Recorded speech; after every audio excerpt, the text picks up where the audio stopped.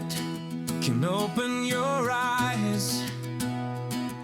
One book can open your world. Knowledge gives you power. Read and rise higher. 9R Tree. Better life begins in a book. Hello, I'm Sebastian. Welcome to 9R Tree's podcast. Today, I will summarize and review the book. The Dressmakers of Auschwitz reveals the scarcely believable existence of a couture-style sewing studio inside the Nazi camp complex. Fashion historian Lucy Adlington follows a group of Jewish and other persecuted women whose needlework skills offered a narrow chance of survival by placing them in a workshop that dressed SS wives and female officials. Through careful archival research and survivor testimony, Adlington reconstructs the studio, the garments it produced, and the perilous bargains required to stay alive. The book refuses spectacle, centering craft, solidarity, and the shocking coexistence of elegance and atrocity.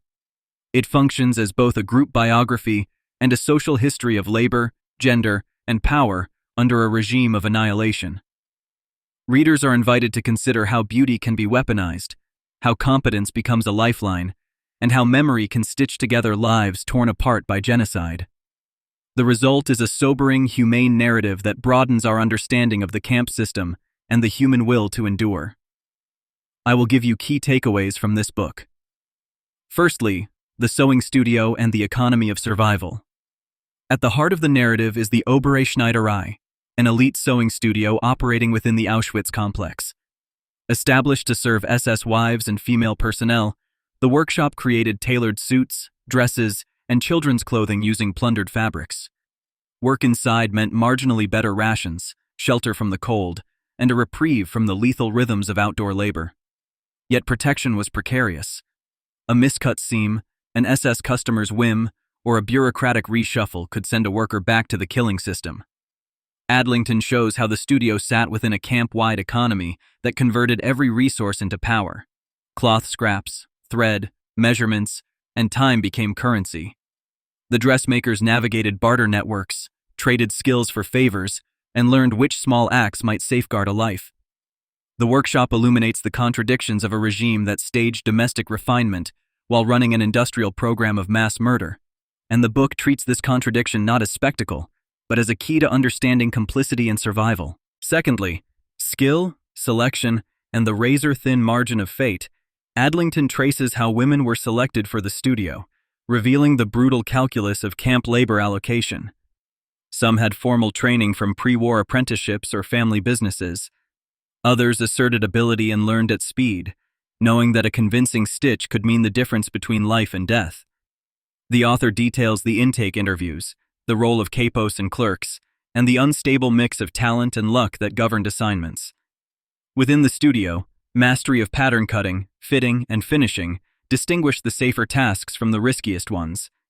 Mistakes could be fatal, excellence could attract protection, and both outcomes were mediated by mood and hierarchy. The narrative highlights how gendered skills, often undervalued in peacetime, became vital assets under extreme oppression. It also shows the psychological toll of performing care and service for the very agents of persecution. Skill was never a guarantee, but it opened a sliver of possibility that the women seized and maintained through grueling discipline. Thirdly, fashion, power, and moral dislocation. The studio exposes the entanglement of fashion with status and violence.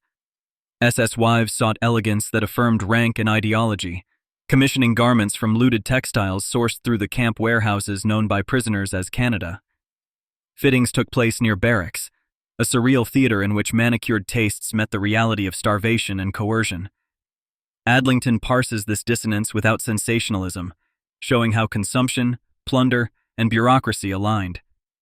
Fashion, often imagined as frivolous, is reframed as a system of power that marked bodies, enforced hierarchies, and normalized theft.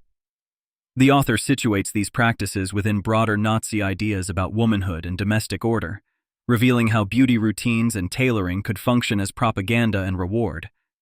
For the dressmakers, this world demanded constant calibration of speech, posture, and politeness to avoid punishment.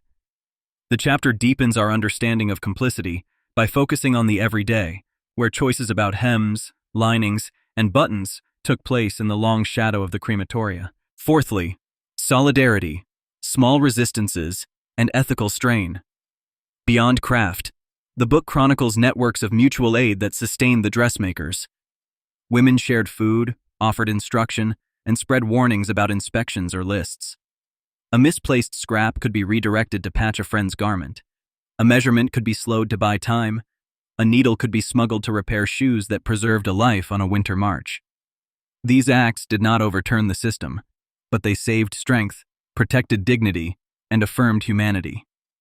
Adlington treats such gestures as forms of moral courage shaped by lethal constraints. She also acknowledges tensions, favoritism, fear of denunciation, and impossible choices created fractures among prisoners. The studio was not a sanctuary. It was a workplace carved out within a death world. By documenting both care and conflict, the book resists simple heroization and instead shows how fragile solidarities persisted. This attention to nuance honors survivor testimony and clarifies how people navigated ethics when every decision carried risk. Lastly, aftermath, testimony, and the work of repair, Adlington follows the women beyond the workshop to evacuations, death marches, and the uncertain landscape of liberation. Survival did not end trauma. Post-war years brought health crises, migration, and the challenge of making new lives while grieving murdered families. The author relies on oral histories, letters, and archives to recover names, relationships, and the material traces of garments long since lost.